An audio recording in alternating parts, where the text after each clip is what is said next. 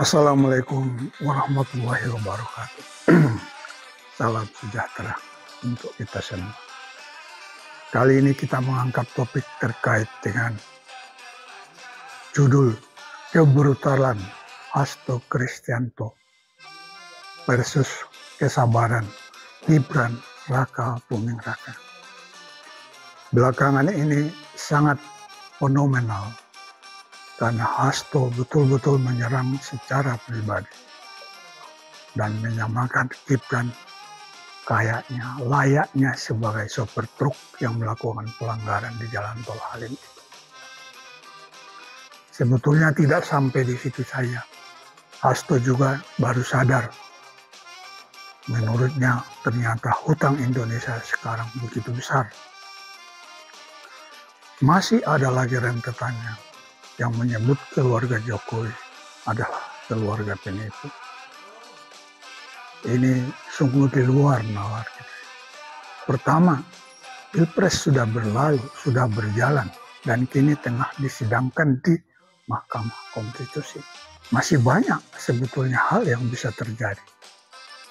Tetapi dengan pernyataan-pernyataan seperti itu, kita seperti nggak bisa ya mendengarkan hal seperti itu diucapkan oleh seorang sekretaris jenderal partai terbesar dan tertua di Indonesia.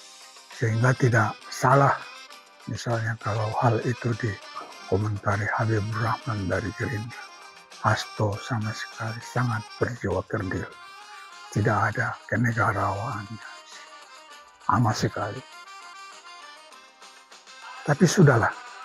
Apa yang kita lihat sebetulnya, ini semua terjadi karena adanya pecah kongsi antara Pak Jokowi dan Ibu Megawati. Pecah kongsi ini membawa luka yang mendalam. Saya rasa pada kedua belah pihak, baik itu pada PDIP dan juga pada Pak Jokowi sendiri. Kenapa hal ini bisa pecah kongsi?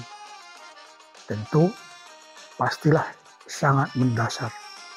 Ada suatu hal yang tidak bisa dikompromikan, baik dari sisi Ibu Megawati maupun dari sisi Pak Jokowinya sendiri. Sehingga itu pecah kongsi. Pecah kongsi sih biasa ya. Tetapi puncaknya terjadi lagi kemarahan besar di lingkungan PDIP karena ternyata Gibran menjadi calon wakil presiden Prabowo Subianto. Kalau dilihat dari pola partai kita mengajukan calon presiden pada saat Pilpres, sebetulnya hal itu biasa-biasa saja. Hal seperti itu kita lihat pada tahun 2009. Tak kalah Ibu Megawati berpasangan dengan Prabowo Subianto. Masalahnya mereka ya kalah memang itu. Tetapi artinya pertemanan dan perpisahan dalam politik itu adalah hal yang biasa.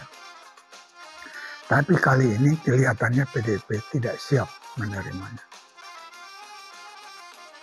Tapi kalau kita lihat lagi sebetulnya pada saat mau melaksanakan Pilpres itu, semangat para pihak itu sudah jadi biasa-biasa saja. Malah sangat kuat.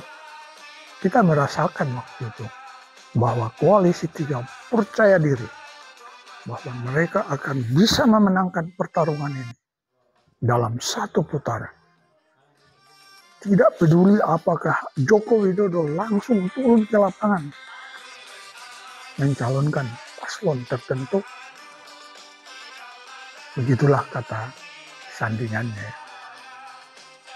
Artinya kepercayaan PDIP itu sungguh luar biasa. Begitu juga di koalisi 01, begitu juga di koalisi 02.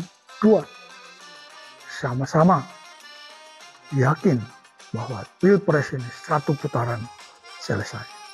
Dan gembira, semua gembira. Nggak ada yang aman, senang.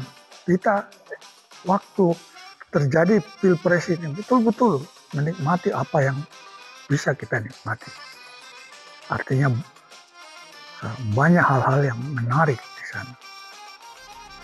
Tetapi semua itu berubah ketika hasil Pilpresnya mulai terbaca bahwa pemenangnya adalah koalisi 02.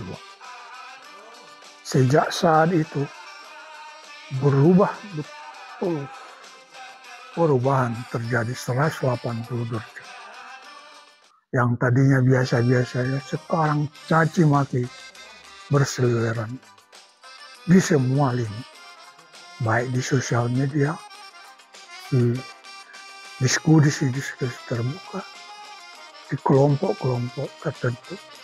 Walaupun selama kampanye sebetulnya tetap aja bullying atau pelecehan terhadap Gibran itu terus berlanjut.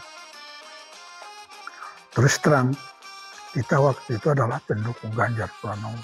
Lihat postingan saya, ratusan untuk itu. Tetapi begitu Gibran dicaci maki, begitu Jokowi dicaci maki, kita udah menyarankan jangan ini terjadi. Ini akan menggerus popularitas Ganjar Pranowo. Tetapi kelihatannya memang di PDIP tidak ada yang malah makin kencang, makin sangar. Dan terjadilah. Nah, setelah pemenangnya mulai terbaca, semua kembali pada posisi saling serang. Seperti yang kita lihat, koalisi 1 dan koalisi 3 berpadu untuk mengalahkan 02 di Mahkamah Konstitusi. Kita terima kasih itu karena jalan hukum yang ditempuh dengan tuntutan yang sangat telak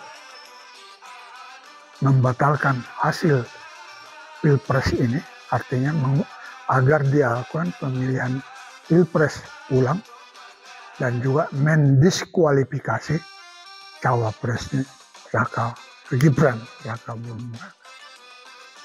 Tuntutannya telak sekali. Padahal sebetulnya kita tahu bahwa Mahkamah Konstitusi kita itu adalah mahkamah kalkulator yang secara undang-undang didesain sampai sementara ini ya, sebagai pengadilan yang mengadili, yang memutuskan perselisihan jumlah suara dalam hal Pilpres. Tetapi entah bagaimana memang koalisi 1 dan koalisi 3 ini betul-betul menyimpikan MK yang paling bagus, mendambangkan MK yang betul-betul cocok untuk Indonesia. Mereka menyebut beberapa MK di negara-negara yang maju, negara Eropa. Mereka berharap begitulah seharusnya MK, Mahkamah Konstitusi Indonesia. Sehingga mereka berharap agar para hakim yang sekarang duduk di MK itu membuat terobosan, buatlah terobosan agar kehidupan demokrasi dan kehidupan pelaksanaan Pilpres, pemilu di Indonesia menjadi berkembang, menjadi harapan. Itulah yang dikembangkan. Ya niat itu, keinginan itu sih ya bagus saja, kita juga mendukung. Tetapi persoalannya sekarang ini MK kita yang masih MK kalkulator itu. Janganlah bermimpi yang lain. Karena tidak mungkin para hakim itu keluar dari posisi itu. Karena memang itu amanat undang-undang. Jelas. Jelas. Bapak dan Ibu sekalian. Itulah yang kita lihat sekarang. Di satu pihak belum ada yang legowo tentang apa yang terjadi. Dan semangat mencaci maki itu masih terus dikembangkan. Sementara kita yang tidak langsung terkait dengan itu sebetulnya sudah mulai melupakannya. Yang penting Indonesia ini dikelola oleh presiden yang baru dengan cara-cara yang lebih hebat lagi. Itu harapannya. Demikian Bapak dan Ibu. Wabillahi taufiq wal hidayah. Wassalamualaikum warahmatullahi wabarakatuh.